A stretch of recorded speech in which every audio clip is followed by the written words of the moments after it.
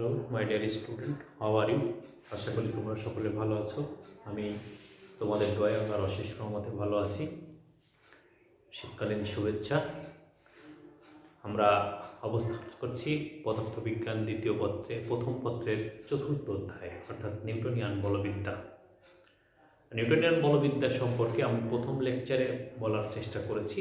সেখান থেকে যেটা আমরা জানতে পেরেছি সেটা হচ্ছে যে বলবিদ্যার ভিত্তিপ্রস্তর স্থাপন করেছেন বিজ্ঞানী স্যার আইজাক নিউটন, এবং সেই ভিত্তিপ্রস্তর স্থাপন করতে যে তার বিখ্যাত অমর গ্রন্থে তিনি এই ভর, বস্তুর প্রযুক্ত বল, ত্বরণ, গতি এগুলো সম্পর্কে সমন্বয় করে তিনটা সূত্র প্রদান করেছেন। প্রথম সূত্র, দ্বিতীয় সূত্র এবং তৃতীয় সূত্র। আমি এর প্রথম লেকচারে প্রথম সূত্র সম্পর্কে আলোচনা করেছি। এখন আজকে আমাদের আলোচনার বিষয় হবে দ্বিতীয় সূত্র। দ্বিতীয় সূত্র আলোচনা করতে গেলে যে কনসেপশনটা দরকার সেটা হলো আমাদের ভরবেগ।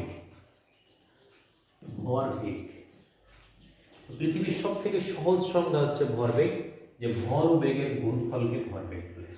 ভর ও বেগের গুণফলকে ভরবেগ বলে, অর্থাৎ ভরবেগ হচ্ছে এমভি। এমভি এই ভরবেগকে ইংরেজিতে মোমেন্টাম বলা হয়। মোমেন্টাম মোমেন্টাম মোমেন্টাম হচ্ছে কিছু জিনিসের মিলিত ফল। একাধিক রকম প্যারামিটার এক জায়গায় যোগ করে যদি কারোর পারফরমেন্স হিসাব করা হয় তাহলে সেইগুলোকে একসঙ্গে বলা হয় মোমেন্টাম। যেমন ক্রিকেট খেলায় বলা হয় টিম মোমেন্টাম। টিম মোমেন্টাম বলতে বোঝায় ফিল্ডিং, ব্যাটিং, বোলিং এইগুলো একসঙ্গে মিলে যদি ভালো হয় তাহলে সেটাকে বলা হয় টিম মোমেন্টাম। তো এরকম ভর এবং বেগ একসঙ্গে হয়ে যেটা বলা হয় সেটাকে বলা হয় মোমেন্টাম, এবং এটাকে পি দ্বারা প্রকাশ করা হয়। তাহলে P is equal to M V. যেহেতু ভি ভেক্টর রাশি তাহলে পি ভেক্টর রাশি। এর একক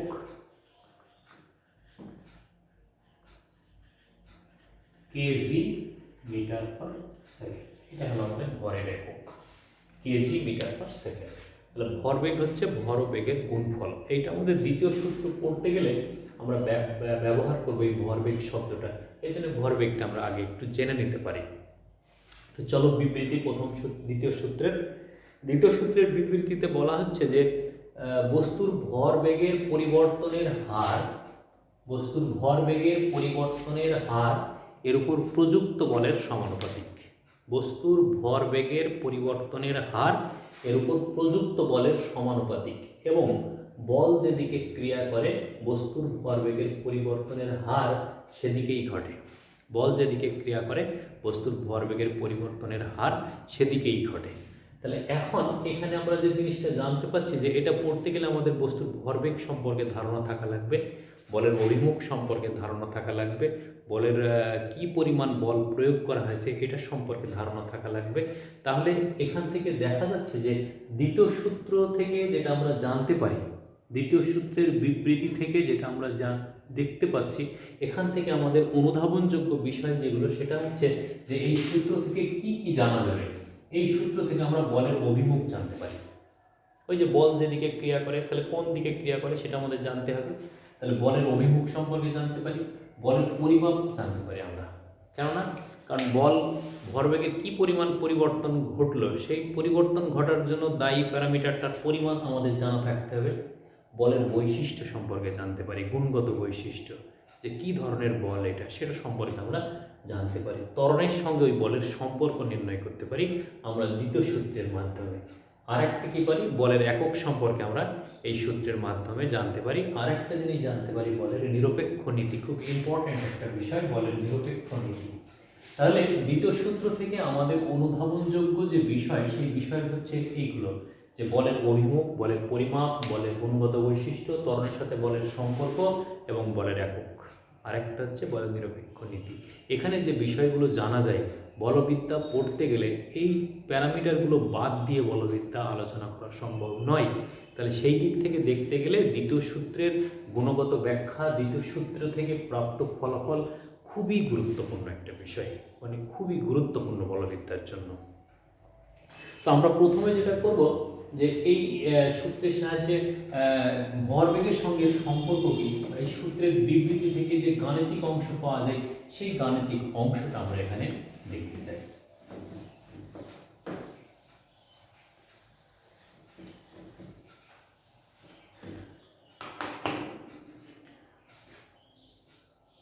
এখানে আমরা আজকে আলোচনার বিষয় থাকবে দ্বিতীয় ও তৃতীয় সূত্র, সেকেন্ড অ্যান্ড থার্ড ল। তো আমরা দ্বিতীয় সূত্রে অবস্থান করছি, সেকেন্ড ল। তাহলে সেকেন্ড ল থেকে যেটা পাওয়া যায় সেটা হচ্ছে যে F is equal two ma, এই প্রমাণটা পাওয়া যায় বলের সঙ্গে ত্বরণের সম্পর্ক। প্রথম সূত্রের বিবৃতিতে বলা হয়েছে যে m ভরের একটা বস্তু যদি v0 বেগে চলে, সেই অবস্থায় তার উপরে যদি f পরিমাণ বল প্রযুক্ত হওয়ার ফলে এই বস্তুটা এই a বিন্দু থেকে a ত্বরণ প্রাপ্ত হলো, হয়ে বস্তুটা b বিন্দুতে যে পৌঁছলো তখন তার বেগ হলো v। প্রহর তো যথারীতি mই থাকবে। তাহলে এই আদি ভরবেগ যদি আমরা p1 বলি, p1 সমান তাহলে কত, mv0, আর শেষ ভরবেগ p2 সমান কত, mv। এটা সংঘটিত হয়েছে t1 সময়ে, এটা সংঘটিত হলো t2 সময়ে। তাহলে ভরবেগের পরিবর্তন কত, ভরবেগের পরিবর্তন, এটাকে আমরা ডেল পি বলবো। এইটা সমান হচ্ছে M V minus V not, এটা। আর সময় এর পরিবর্তন কত সময় লাগলো সেটা হচ্ছে কত, del T is equal to t2 minus t1। এখন পরিবর্তনের হার কত হবে, ভরবেগের পরিবর্তনের হার সমান del P by del T. এটা তাহলে এটা সমান আমরা কি বলতে পারি যে M V minus V not মানে del V divided by del T. বলছে সময়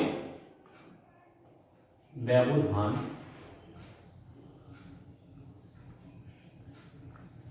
নগণ্য হলে limit del T tends to 0, এই M dp by del T, এইটাকে আমরা এম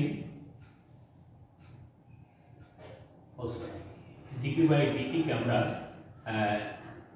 ডিপি বাই ডিটি, এইটা যদি লিখতে পারি তখন এটাকে আবার আমরা লিখব অতএব DP by DT is equal to M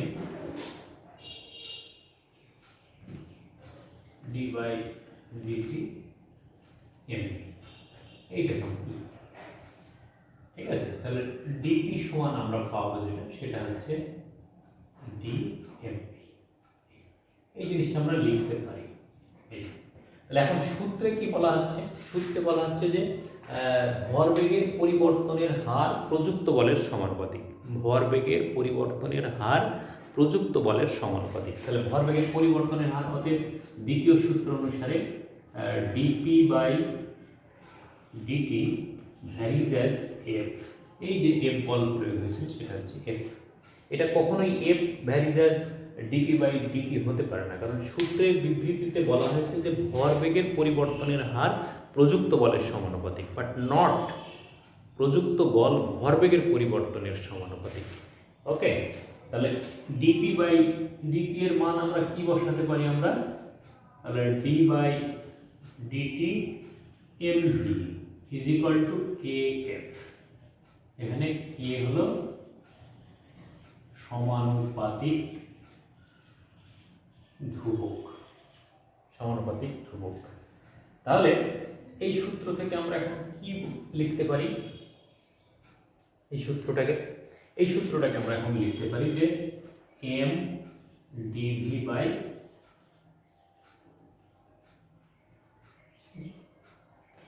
M dv by DT is equal to K F. কিন্তু ডিভি বাই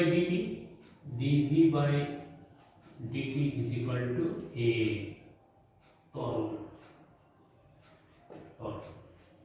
তাহলে আমরা এখন এই সমীকরণটাকে কি বলবো? এই সমীকরণটাকে আমরা এখন লিখব যে এখান থেকে তাহলে M A is equal to K এটা। এখন M is equal to 1 kg, F is equal to 1 newton, then A is equal to 1 metre per, এটা মান 1 মিটার পার সেকেন্ড স্কয়ার। অতএব কে ইজ ইকুয়াল টু 1। এইটাকে বলা হয় একক বলের সংজ্ঞা। একক বলের সংজ্ঞা থেকে আমরা এটা পাই। অতএব M A is equal to F বা F is equal to M A. এই সমীকরণটা আমরা পেতে পারি। এই সমীকরণটা পাওয়ার জন্য এই জায়গাটায় আমাদের ব্যাখ্যাটা কেমন হবে যে 1 কেজি ভরের কোনো বস্তুতে যে পরিমাণ বল প্রয়োগের ফলে বস্তুটার 1 মিটার পার সেকেন্ড স্কয়ার ত্বরণ সৃষ্টি হয়। 1 কেজি ভরের কোনো বস্তুতে যদি যে পরিমাণ বল প্রয়োগ করে 1 মিটার পার সেকেন্ড স্কয়ার ত্বরণের সৃষ্টি হয় তাকে 1 নিউটন বলে। তাহলে 1 নিউটন বলকে আমরা কি বলি? একক বল। তাহলে এই একক বলের সংজ্ঞা থেকে আমরা হচ্ছে এই কে এলিমিনেট করতে পারি। আর কে যদি আমরা এলিমিনেট করতে পারি তাহলে সূত্রটা দাঁড়ায় আমাদের F is equal to M A. এটাই হলো আমাদের দ্বিতীয় সূত্রের গাণিতিক ব্যাখ্যা বা গাণিতিক রূপ, যেটা আমরা F is equal to M A প্রতিপাদন করতে চেয়েছিলাম। F is equal to M A. এখন এইটার থেকে যদি আমরা একটু ব্যাখ্যাতে যাই,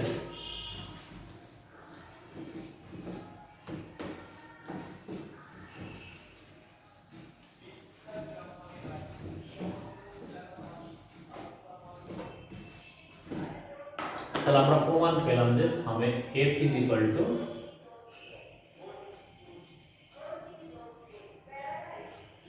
এম। এই F is equal to M A. এখন এই বস্তুটার উপরে যদি এদিক থেকে F1 F2 dot dot dot Fn বল প্রয়োগ করা যায়, ফলে বস্তুর ত্বরণ এ থাকলে বস্তুর ভর m। তাহলে তখন আমরা এটাকে কি বলতে পারবো যে F1 plus F2 plus F3 plus dot dot dot Fn is equal to m। তাহলে এইটুকুকে আমরা বলতে পারি সামেশন f। তাহলে summation f is equal to m। Actually এটাই দ্বিতীয় সূত্রের রূপ, summation f is equal to m। Summation f কেন? কারণ একটা বস্তুতে বিভিন্ন দিক থেকে বিভিন্ন রকম বল প্রয়োগ হতে পারে। তাহলে সেই ক্ষেত্রে আমাদের সূত্রটা দাঁড়াবে কি যে summation F is equal to M. একটা বস্তুর উপরে যতগুলো বল প্রযুক্ত হবে সব বলগুলোর ভেক্টর সমষ্টি যদি আমরা নিই, তার ফলে বস্তুটার উপরে প্রযুক্ত ত্বরণ হচ্ছে কত? এ। তাহলে এই ত্বরণটাকে যদি আমরা পরিমাপ করি তাহলে summation F is equal to M A. ঠিক আছে? এই পরিবর্তনশীল ভরের ক্ষেত্রে এই সূত্রটা কার্যকর হয় না। এই সূত্রটা কার্যকর হয় না। আমরা দেখেছি যে নিউটনিয়ান বলবিদ্যার ক্ষেত্রে এম কিন্তু অপরিবর্তনশীল। এম এর মান পরিবর্তন হয় না। কিন্তু এম যদি ক্ষয়ে যায় আস্তে আস্তে, যেমন এর ব্যতিক্রম যেটা সেটা হচ্ছে যে একটা রকেট, গ্যাস ভর্তি একটা রকেট যদি উপরের দিকে উঠতে থাকে, সে এই দিকে হচ্ছে গ্যাসগুলোকে ইয়ে করে, এক্সস্ট গ্যাস এটা।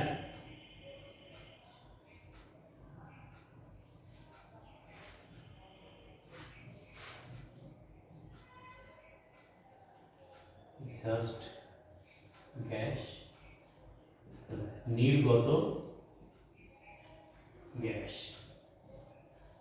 নির্গত গ্যাস যদি হয় তাহলে এই বস্তুটার ভরের ক্ষেত্রে কিন্তু একটা পরিবর্তন ঘটছে। তাহলে এই পরিবর্তন কি বলবো আমরা? তাহলে এখানে ভর বেগের পরিবর্তন হচ্ছে। তাহলে এই ভর বেগের পরিবর্তনকে কি আমরা F is equal to m এ এই সূত্র দিয়ে লিখতে পারি? আমরা তখন কিন্তু এই সূত্রটি লিখতে পারবো না। কারণ কি? কারণ এম চেঞ্জেবল, এম পরিবর্তন ঘটছে, কারণ এখান থেকে গ্যাসগুলো কমে যাচ্ছে, যার ফলে ওই বস্তুটার যে বেগ সৃষ্টি হচ্ছে সেই বেগের মান যদি স্থিরও ধরি আমরা, তারপরেও এম এর মান কিন্তু পরিবর্তন হচ্ছে, অর্থাৎ F is equal to M A এই সূত্রটা কার্যকর থাকছে না। তাহলে কিভাবে কার্যকর হবে এখানে? এর কি ব্যাখ্যা পাওয়া যাবে না? এর ব্যাখ্যা হচ্ছে যে F is equal to DP by DT, এইটা কার্যকর, অর্থাৎ ভরবেগের সমষ্টি পরিবর্তিত হচ্ছে, এইটা আমরা বলতে পারবো। এটা হলো আমাদের এই প্রথম সূত্রের ব্যতিক্রম। তাহলে দেখা যাচ্ছে এমন কিছু জায়গা আছে, খুব কম জায়গা আছে যেখানে হচ্ছে এই সূত্রগুলো প্রযোজ্য হয়। তো সেই ক্ষেত্রে দেখা গেল F is equal to M a পরিবর্তন কাজ করছে না, F is equal to M A এই অংশটুকু কাজ করছে না, কিন্তু F is equal to DP by DT এইটা কাজ করছে। ঠিক আছে, এইটা কাজ করছে। এখন আমরা এই দ্বিতীয় সূত্রের ডিফারেন্সিয়াল ফর্ম যদি দেখতে চাই,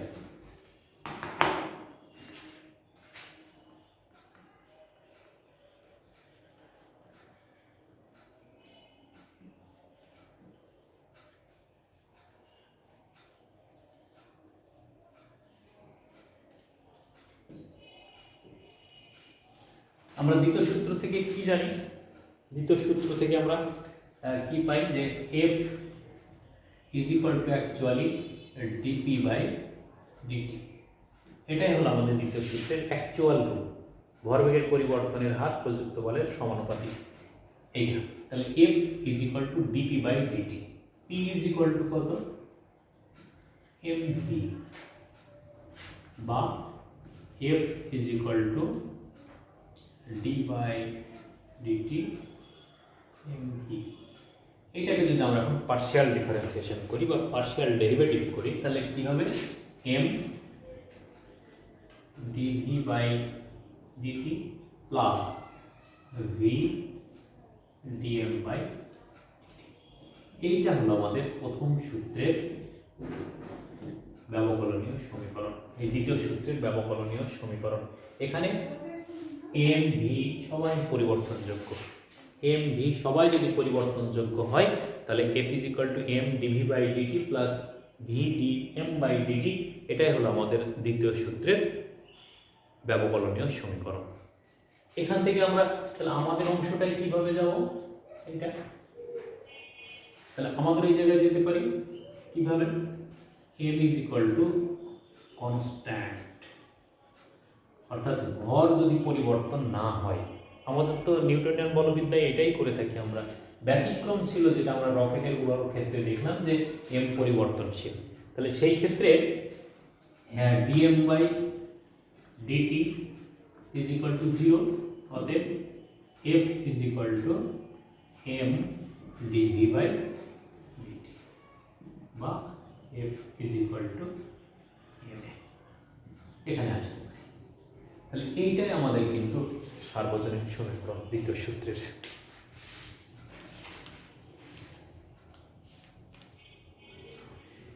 এটা ছিল আমাদের মোটামুটি দ্বিতীয় সূত্র। দ্বিতীয় সূত্রের গাণিতিক অংশ, দ্বিতীয় সূত্রের গাণিতিক ব্যাখ্যা, এগুলো সম্পর্কে আমরা আরও বিস্তারিত জানতে পারবো, এগুলো সম্পর্কে আরও বিস্তারিত বুঝতে পারবো যদি আমরা এগুলো দ্বিতীয় সূত্রের অ্যাপ্লিকেশনে যাই। এখন দেখি তৃতীয় সূত্র কি বলছে। তৃতীয় সূত্র হচ্ছে সহজ একটা সূত্র। তৃতীয় সূত্র হচ্ছে কি? এই যে তৃতীয় সূত্র, প্রত্যেক ক্রিয়ার সমান ও বিপরীত প্রতিক্রিয়া আছে, প্রত্যেক ক্রিয়ার সমান ও বিপরীত প্রতিক্রিয়া আছে। তাহলে প্রত্যেক ক্রিয়ার সমান ও বিপরীত প্রতিক্রিয়া যদি থাকে, তাহলে এই বরাবর যদি এম ভরের এই বস্তুটা এফ বেগে চলে, m1 ভরের বস্তুটা f2 বেগে যদি চলে, f2 বল যদি এর উপরে প্রয়োগ হয়, এর বেগ হচ্ছে তাহলে কত? v0 এই দিক থেকে একটা বস্তু আসছে m2 ভরের, এর বেগ হলো v02, এর উপরে f2 বল প্রয়োগ করা হলো। তাহলে এখন এই এ বস্তুটা বি বস্তুর উপরে f1 বল প্রয়োগ করবে। m2 ভরের বস্তুটা বি বস্তুটা এ বস্তুর উপরে f2 বল প্রয়োগ করবে। নিউটনের দ্বিতীয় সূত্র অনুসারে এই দুটো বল সমান এবং তারা বিপরীতমুখী। এটাই হলো আমাদের প্রত্যেক ক্রিয়ার সমান ও বিপরীত প্রতিক্রিয়া আছে, এটা বোঝাই যে প্রত্যেক ক্রিয়ার সমান ও বিপরীত প্রতিক্রিয়া আছে। তাহলে খুব সহজ একটা সূত্র আমাদের, F1 - F2। তাহলে এইটার ব্যাখ্যায় কি শিখতে পারবো আমরা এই সূত্র থেকে? বলছে ক্রিয়া ও প্রতিক্রিয়া সর্বদা জোড়ায় জোড়ায় থাকে, ক্রিয়া আর প্রতিক্রিয়া সর্বদা জোড়ায় জোড়ায় থাকে, শুধু ক্রিয়া কোনো জায়গায় থাকবে না। তারপরে কি বলছে? যতক্ষণ ক্রিয়া থাকবে ততক্ষণ প্রতিক্রিয়া থাকবে। এই বস্তু দুটার মধ্যে সংঘর্ষ হলো, এই সংঘর্ষে যতক্ষণ এ বল প্রয়োগ করবে ততক্ষণ বি বল প্রয়োগ করবে। তাহলে এদের ক্রিয়া প্রতিক্রিয়ার স্থায়িত্বকাল কতক্ষণ? যতক্ষণ ক্রিয়া ততক্ষণ প্রতিক্রিয়া। ক্রিয়া ও প্রতিক্রিয়া সর্বদা দুটো ভিন্ন বস্তুতে কাজ করে। বি বস্তুর উপরে প্রযুক্ত হচ্ছে ক্রিয়া, এ বস্তুর উপরে প্রযুক্ত হচ্ছে প্রতিক্রিয়া। সবসময় ভিন্ন দুইটা বস্তুতে কাজ করে এবং এরা বিপরীতমুখী। ক্রিয়া ও প্রতিক্রিয়া বিপরীতমুখী। গাণিতিক অংশের ক্ষেত্রে অবজেক্টিভের জন্য আমরা এখানে বলতে পারি যে ক্রিয়া প্রতিক্রিয়ার মধ্যবর্তী কোণ 180 ডিগ্রি। এটা একটা প্রশ্ন হয় যে ক্রিয়া ও প্রতিক্রিয়ার মধ্যবর্তী কোণ কত? 2 পাই রেডিয়ান বা পাই রেডিয়ান বা 180 ডিগ্রি, পাই রেডিয়ান বা 180 ডিগ্রি। এই তৃতীয় সূত্রের গাণিতিক অংশ আমরা নিউমেরিক্যাল অ্যানালাইসিসে যে আলোচনা করব। এখন আমরা দেখি যে নিউটনের সূত্রগুলো একটা অপরটার উপরে কি প্রভাব ফেলে বা একটা আরেকটার থেকে কিভাবে আলোচনা করা যায়। আমরা যদি আলোচনার প্রেক্ষিতে দেখি তাহলে প্রথম সূত্র থেকে দেখা যায় যে বাহ্যিক বল শূন্য, আর বাহ্যিক বল শূন্য, যার ফলে বস্তুর অবস্থার কোনো পরিবর্তন ঘটছে না। কিন্তু দ্বিতীয় ক্ষেত্রে এসে বলছে যে বল প্রয়োগ করলে বস্তুর অবস্থার পরিবর্তন ঘটবে এবং সেই পরিবর্তনটা হবে বলের অভিমুখে। তাহলে প্রথম সূত্র থেকে যে বলের সংজ্ঞাটা পাওয়া যাচ্ছে, দ্বিতীয় সূত্রে এসে সেই বলের কার্যকারিতা দেখা যাচ্ছে। তৃতীয় সূত্রে এসে বলা যাচ্ছে যে দুইটা বস্তুর মধ্যে একে অপরের উপর ক্রিয়াশীল বল পরস্পর সমান ও বিপরীতমুখী, অর্থাৎ এই বলেরই একটা প্রয়োগ দেখা যাচ্ছে। সেদিক থেকে দেখতে গেলে প্রথম সূত্র, দ্বিতীয় সূত্র এবং তৃতীয় সূত্র সম্পর্কের দিক থেকে ওতপ্রোতভাবে জড়িয়ে আছে, ওতপ্রোতভাবে জড়িয়ে আছে। তাহলে এখন আমরা দেখি যে প্রথম সূত্র থেকে কিভাবে দ্বিতীয় সূত্র পাওয়া যায়। দেখো, দ্বিতীয় সূত্র থেকে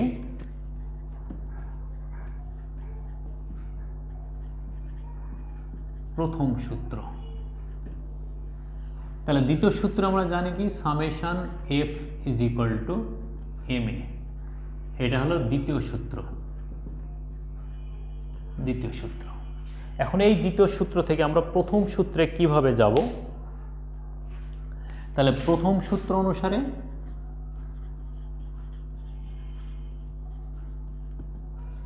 এই summation F is equal to 0 এবং দ্বিতীয় সূত্রে বলা হয়েছে এ ইজ ইকুয়াল টু 0। তাহলে এই সূত্রে কি হবে? সামেশন এফ যদি 0 হয়, এফ যদি 0 হয়, এম তো কখনোই 0 না। অতএব দ্বিতীয় সূত্র থেকে আমরা তাহলে এখন বলতে পারি এ ইজ ইকুয়াল টু 0 বা dv by DT is equal to 0 বা ভি ইজ ইকুয়াল টু ধ্রুবক, অর্থাৎ v is equal to v naught, আদি বেগ সমান শেষ বেগ। তাহলে এখন আমরা বলতে পারি বাহ্যিক বল শূন্য হলে বস্তুর ত্বরণ শূন্য এবং অবস্থার কোনো পরিবর্তন ঘটবে না। এটাই হলো আমাদের দ্বিতীয় সূত্র থেকে প্রথম সূত্র। দ্বিতীয় সূত্র বিবৃতি, এই ব্যাখ্যা, এই গাণিতিক অংশ, প্রথম সূত্রের গাণিতিক অংশ কোইনসাইড করছে, একসাথে মিলে যাচ্ছে। কি? বাহ্যিক বল যদি শূন্য হয় তাহলে বস্তুর অবস্থার কোনো পরিবর্তন ঘটবে না, অবস্থার কোনো পরিবর্তন। ঠিক একইভাবে আমরা প্রথম সূত্র থেকে দ্বিতীয় সূত্রেও যেতে পারি। প্রথম সূত্রে বলছে যে এফ ইজ ইকুয়াল টু 0, ত্বরণ সমান 0। হ্যাঁ, প্রথম সূত্র থেকে দ্বিতীয় সূত্র। তাহলে প্রথম সূত্রে summation F is equal to 0, A is equal to 0। তাহলে এফ যদি 0 হয়, এ 0, তাহলে এরা কি একই রকমভাবে কার্যকর থাকে কোনো বস্তুতে। তাহলে কোনো এক সময় যদি এফ এর মান বৃদ্ধি পায় তাহলে এর মানও বৃদ্ধি পাবে, এর মানও বৃদ্ধি পাবে। তাহলে কি এরা সমানুপাতিক হারে বৃদ্ধি পায়। তাহলে আমরা কি বলতে পারি যে বল যেভাবে প্রযুক্ত হবে বস্তুর ত্বরণ সেইভাবে ক্রিয়া করবে। এটা দ্বিতীয় সূত্র। এটা হলো প্রথম সূত্র থেকে আমাদের দ্বিতীয় সূত্রের গাণিতিক রূপ। আবার প্রথম সূত্র থেকে আমরা তৃতীয় সূত্রও ব্যাখ্যা করতে পারি, যে প্রথম সূত্রের যে প্রযুক্ত বল 0, তৃতীয় সূত্রে অপর বস্তুতে প্রযুক্ত বল 0। প্রথম বস্তুতে যদি আমরা F1 বল প্রয়োগ করি, দ্বিতীয় বস্তু আমাদের উপরে F2 বল প্রয়োগ করবে। এই বল দুইটা পরস্পর সমান ও বিপরীত, এটা হলো তৃতীয় সূত্র। তাহলে এভাবে প্রথম সূত্র থেকে আমরা তৃতীয় সূত্রেরও গুণগত ব্যাখ্যা পেতে পারি। আমরা এখন দেখতে চাই যে নিউটনের সূত্র আমাদের বাস্তব জীবনে কী অবদান রেখে চলেছে।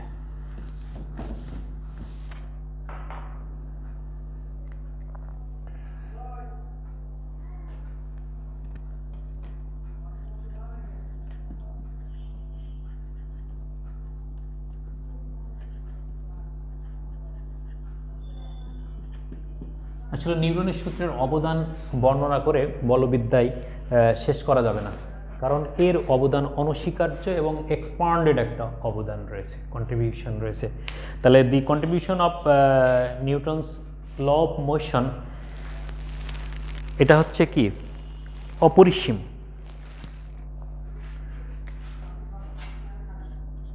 এটা বলা হচ্ছে যে নিউটনের সূত্র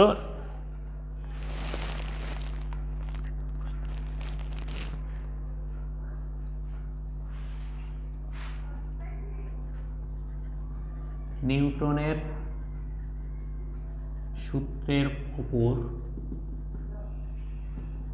ভিত্তি করেই বলবিদ্যা প্রতিষ্ঠিত। ঠিক আছে। 2, বস্তুর ভর, গতি, বল এদের সম্পর্ক স্থাপন করে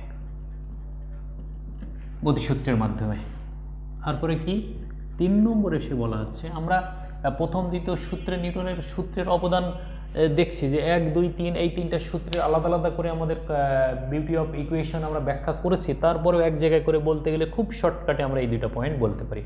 আরেকটা জিনিস বলা যায় যেটা, যে আমাদের আধুনিক পদার্থবিজ্ঞানের ক্ষেত্রে যে আইনস্টাইনের আপেক্ষিকতা,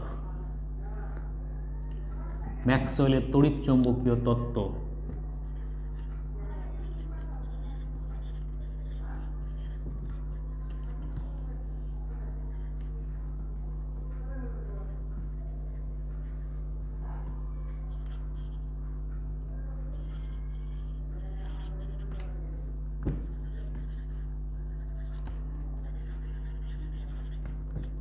আইনস্টাইনের আপেক্ষিকতার তত্ত্ব,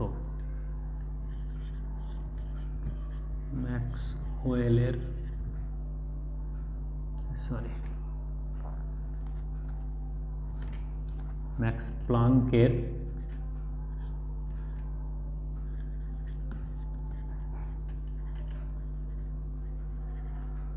কোয়ান্টাম তত্ত্ব, এদের ভিত্তি নিউটনের বলবিদ্যা, নিউটনিয়ান বলবিদ্যা। তাহলে দেখা যাচ্ছে এগুলো পর্যায়ক্রমিকভাবে যে অবতারণা ঘটেছে আমাদের বুঝের জন্য, সেগুলো সব নিউটনিয়ান বলবিদ্যা থেকেই অ্যাকচুয়ালি একটা থেকে আরেকটা উঠে আসছে। এর সীমাবদ্ধতা কি?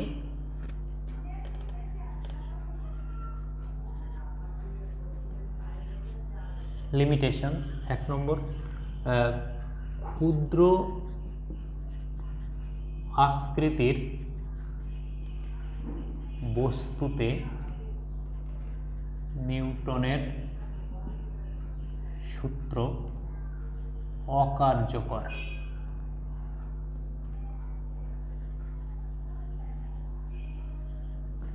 এটার অর্থ কি? অর্থাৎ অণু, পরমাণু বলছে যাদের আকৃতি, যাদের ভর ইলেকট্রনের থেকে ছোট, যে যাদের ভর ইলেকট্রনের থেকে ছোট, সেই সমস্ত বস্তুগুলোর ক্ষেত্রে নিউটনের সূত্র কার্যকর থাকে না।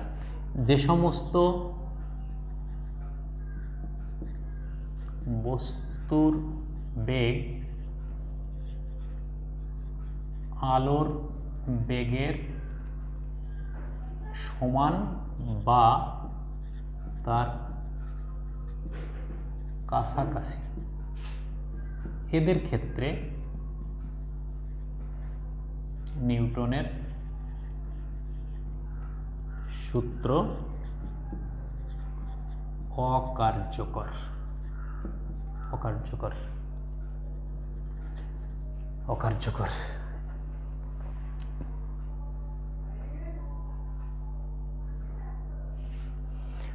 অর্থাৎ ক্ষুদ্র অণুপরমাণুর ক্ষেত্রে তাহলে অণুপরমাণুর গতি ব্যাখ্যায় ব্যর্থ। এই সমস্ত ক্ষেত্রে হচ্ছে নিউটনের সূত্রের ব্যর্থতা আছে। তো এই সূত্রগুলোর ব্যর্থতা বিজ্ঞানী আইনস্টাইন তার আপেক্ষিকতার তত্ত্ব দ্বারা পরিসমাপ্তি ঘটিয়েছেন। তো নিউটনের সূত্র এই আমাদের গতিসূত্রগুলো একে একে আমরা আলোচনা করলাম। এরপর গাণিতিক ব্যাখ্যা আমি এর পরের লেকচারে দেওয়ার চেষ্টা করব ইনশাল্লাহ। তো তোমরা এই প্রথম এবং দ্বিতীয় সূত্র আসলে মুখস্থ নয়, এদের গুণগত ব্যাখ্যা যেটা, ফিজিক্যাল সিগনিফিকেন্স যেটা, সেইটা বোঝার চেষ্টা করবে এবং এগুলো বুঝতে গেলে বই পড়তে হবে, বারবার বই পড়বা, টেক্সট বই পড়বা। টেক্সট বই পড়লে দেখলে এগুলো সম্পর্কে আমাদের স্পষ্ট ধারণা তৈরি হবে। আশা করি তোমরা ভালো থাকো, সুস্থ থাকো, এ কামনায়। আল্লাহ হাফেজ।